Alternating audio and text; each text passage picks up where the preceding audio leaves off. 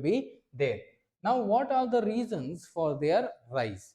What are going to be the reasons? Now, see, up till now, in the previous sessions, you might have also done the particular, you might have also done the particular reasons for the rise of Indian nationalism. Reasons for the rise of Indian nationalism. Now, what I want to tell you is that whatever you had heard here, whatever you had read in the rise of the Indian nationalism, those similar things you can replicate it here also. That means that the UPSC, if it asks you that from the following reasons, which are the reasons for the rise of moderates, or which are the reasons for the rise of extremists, or which are the reasons for the rise of Indian nationalism. So all of the three will have somewhat of the similar demands, okay, somewhat of the similar causes. Because why did Indian nationalism rise? Because the Britishers' policies, they were oppressive. The Britishers looted us. The Britishers did not give us the Britishers did not give us representation. So whatever the Britishers did in India, it was negative. That is why Indian nationalism arose. Similarly, why did the moderates rise? Because whatever the Britishers did was negative in nature. Similarly, why did the extremists rise? Because whatever Britishers did was negative in nature, and the moderates also failed. That is why the extremists came to power. If the moderates wouldn't have failed, the extremists wouldn't have come to power. So like that, whatever the Britishers did in India, when we are telling that it was altogether negative, so that things done by the Britishers, it is not going to only be in one sector. It can be divided into multiple sectors, that is political, economic, social, okay, technological, and all these aspects. So here when we talk about these particular things, so what can we understand here is that first one is political. The Britishers, whatever policies they had implemented in India, it was oppressive in nature, wherein they illegally arrested many of the people from India, okay, and they put in jail. For example, the Lokmanya Tilak was arrested and he was put in jail in the 1890s. After that, there was no political demands were also being fulfilled. Means the moderates, prior to the extremists, there were moderates, right? And even prior to the moderates, there were some people who were demanding certain political demands. But those political demands, they were never fulfilled by the Britishers in India. That is why there was the growth of nationalism.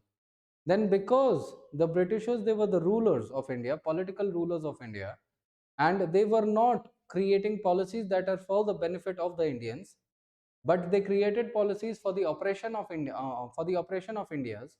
That is the time when people got to believe that if we were at that level, we would have created policies that would be beneficial for the Indians. And if the Britishers are not allowing us to go there, so we will, from ourselves, we will create, okay, we will make them fulfill our demands. So the idea was that there was a growth of self-effort, that if the Britishers are not giving it to us, we shall be taking it from them. So the growth of self-effort, it also, okay, growth of faith of self-effort of the masses was there.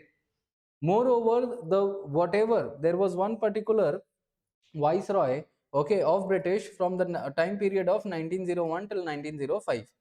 Okay, so his name was Lord Curzon.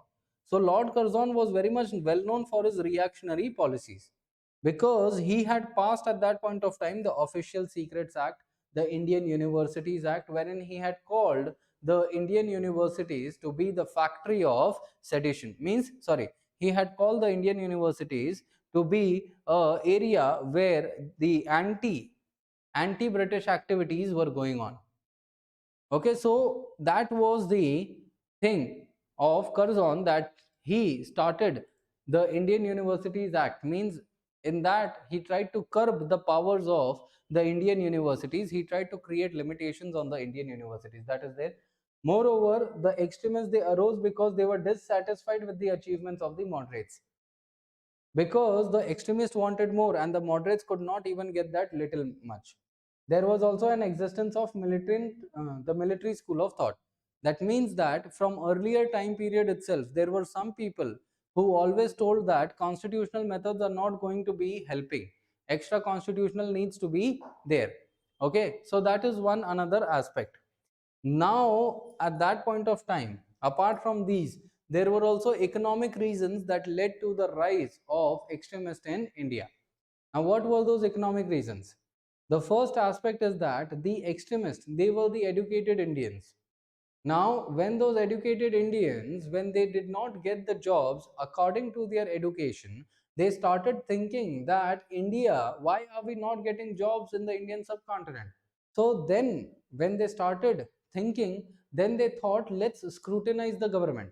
So when they scrutinized the government, at that point of time, they understood that the main reason that we are not getting the jobs, it is because of the Britishers in India. Because what the Britishers are doing is they are looting us, they are extracting the wealth from India, and because of that India is deprived of its capital. That is going to lead to destruction of industries and job opportunities in India, and because of that we are unemployed, and because we are unemployed there is increasing poverty.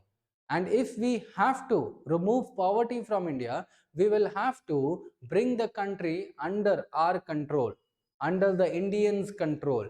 That is when the poverty will reduce. Okay, so that was one another aspect. Moreover, there was economic operations that was done by the British in India. That means that whatever economic policies that the Britishers brought, it was oppressive in nature. The taxation policies, it was oppressive in nature. So the Britishers, they generally adopted a system of revenue farming in India. Okay, the Britishers adopted a system of revenue farming in India. Now, what is revenue farming? That the Britishers, if means, for example, the Britishers taxed the agricultural lands. Okay, and here the Britishers, okay, they just wanted to extract revenue from the agricultural lands or any area. Now, even if that year, if there is a crop loss, yet they would require the money.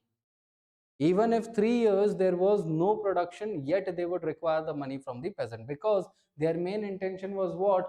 To increase their revenue, and they were farming revenue from the Indians. They were farming. Indians, they were the farmers for their revenue. So they were just extracting the revenue from the Indians. So that was one thing. Moreover, the Britishers, they were no longer socially and culturally progressive. Why?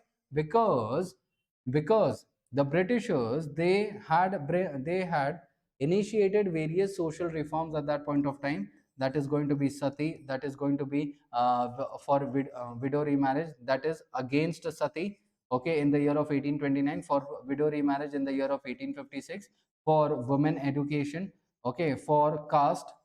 So here, because the Britishers were focusing on social reforms, this was considered by the Indians that the Britishers are poking their nose in the India's culture, and that was one of the reason for the revolt of 1857.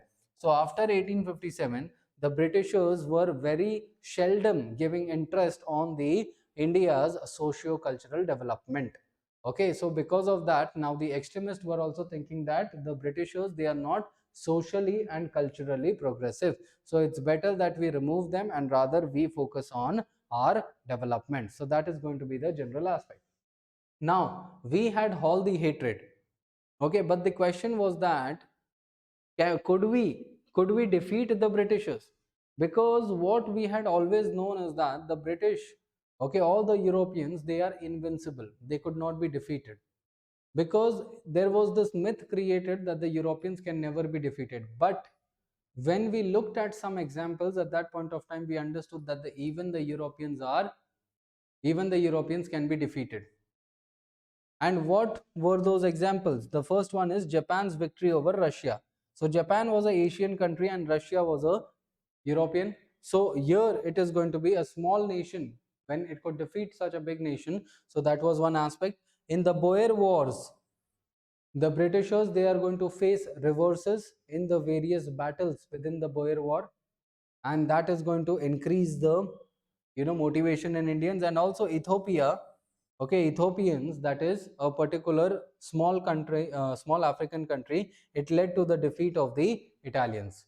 So these are going to be some of the major aspects that we understand here, okay, in the rise of the particular extremist phase. Then apart from all these particular aspects, okay, there were some other